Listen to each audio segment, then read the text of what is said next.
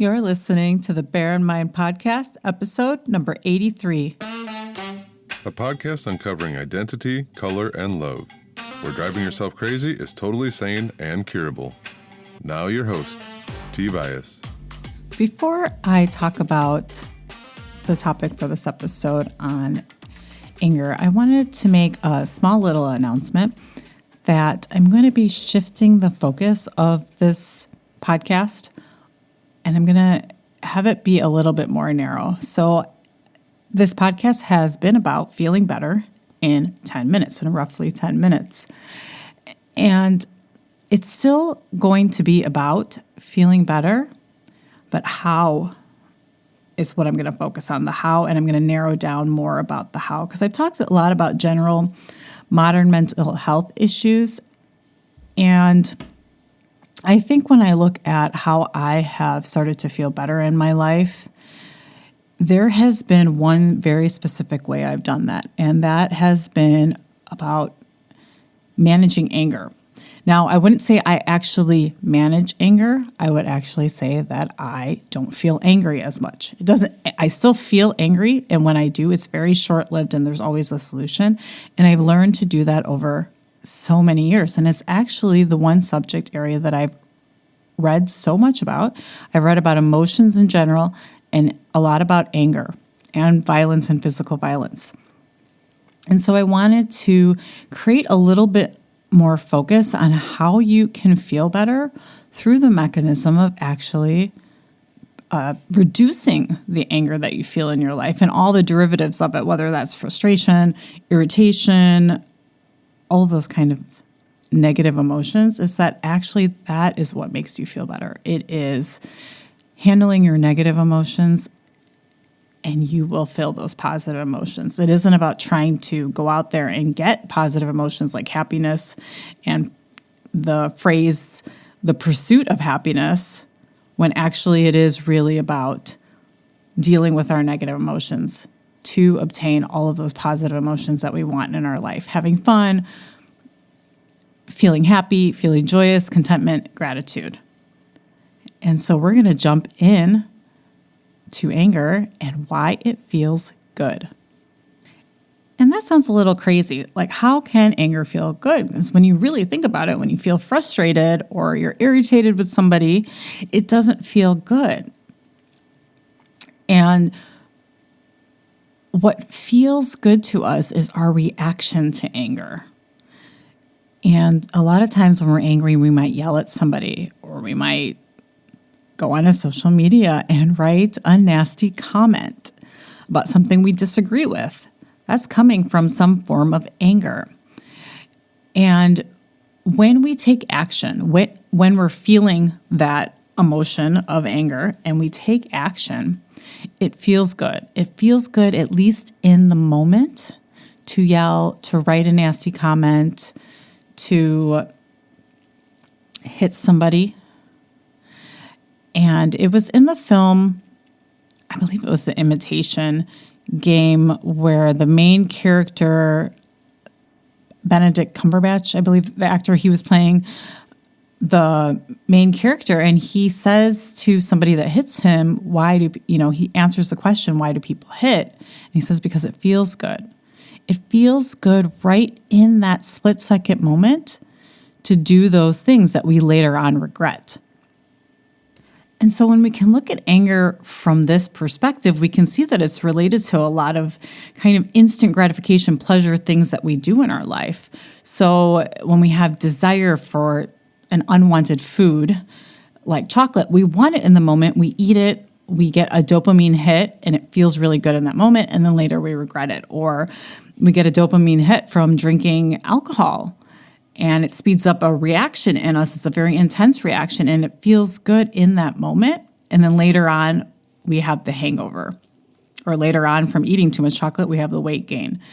And so anger is very similar to those kinds of mechanisms. There is a form of something that feels good, something where we feel like we're taking action, especially when we're writing that comment on social media. It feels like, I'm doing something about something I completely disagree with. And so we go out there and we do it and we write comments.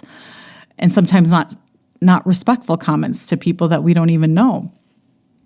And one of the most helpful things to me was understanding this mechanism of how anger feels good. And that's why we do it, really having awareness of, oh, I'm responding to that in the same way I feel good when I eat chocolate.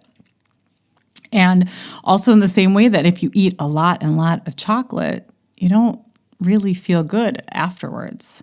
And if you continue to yell and yell and yell, you usually don't have really the kind of relationships that you want with people. And the awareness can help you with kind of the aftermath that comes, because usually we feel guilty right after this happens. And understanding your brain is totally wired normally. In fact, when you're responding to anger and giving into that kind of pleasure in the moment, that instant gratification, our brain wants instant gratification.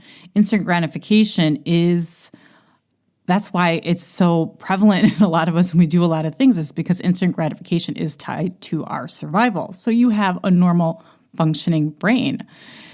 Instant gratification is about surviving in the moment. So your brain's going to want to do whatever it needs to do in that moment. It's going to want to feel good to keep you alive in that moment. It's not thinking about the future. And so that's the good news about anger. Your brain is totally wired normally. And then my next question was like, okay, I know this, I read about this, great. What do I do when you want to stop yelling? When you don't want to respond with nasty comments or say nasty things to your friends? How do you stop that? And I've talked about anger in a few episodes. Anger is quite reactive, and it's kind of hard to catch in the moment. And I kind of found the advice like, oh, take a deep breath, catch yourself in the moment, stop. It fell flat for me. It didn't work. And here's what I did. Number one is I worked on the guilt. I think when you are kind of in the swampland of shame, and it feels kind of good to put yourself into shame or guilt because it feels like punishing yourself for behaving the way you didn't want to behave. It feels like it maybe motivates us to change. And I am a testament to that doesn't work. Shaming people and feeling guilt does not help us have behavioral changes. Whenever we feel guilty for eating a tub of ice cream, it won't prevent us from eating that tub of ice cream. It might prevent us in the short term, and that's why guilt feels like it's justified. Oh, and then you don't eat ice cream for 2 weeks, and then 2 weeks later, you're back with the ice cream. And so understanding, and part of where that guilt can be alleviated is that your brain is functioning normally. It's functioning how it should. And you can then override it because we, as humans, have the big part of our brain which can override the survival instincts that we have in our smaller brain. So dealing with the guilt is the number one thing. Guilt comes from hindsight, and so there's a lot more awareness, but we're spending so much time feeling sorry for ourselves, feeling shame, that it kind of keeps us stuck. There's no momentum forward from that. And understanding, again, that that's normal. And then once you kind of loosen that guilt up, I mean, it'll still kind of be there. It was for me. And then as I started going, okay, it feels good to be angry in the moment. I react this way. This is my survival brain doing its thing. And when I loosened that up, a little bit of the guilt, I could take a little bit of the learning of why I reacted the way I did, why I said those things, why I yelled, even maybe why I ignored a message because I was angry at somebody. So when you can take that layer of the guilt and shame off, and in a believable way to yourself, then you can kind of use that hindsight to understand the mechanism that's happening there for you. What is it that happens that you're reacting in such a way? And saying, oh, well, this really bothers me. This kind of behavior I don't really like. Well, why don't I like it? And you can start to be a little, instead of the guilt, you can start to become a little bit more curious of your anger mechanism and then gain awareness around it so that you can respond how you want to. And I'm going to wrap it up by saying I'm so looking forward to talking about feeling better from this approach, because it is really what I have studied and lived for, I would say, about the last 10 years. And I'm excited to even dig up my old books, share some things that I've learned, the application of it, not just the reading, but how I applied it to my life, so that in 10 minutes, you can feel better. I'll check back with you next week. Thanks for listening. Listen for a new episode next Tuesday by subscribing on your favorite podcast platform. Bye for now.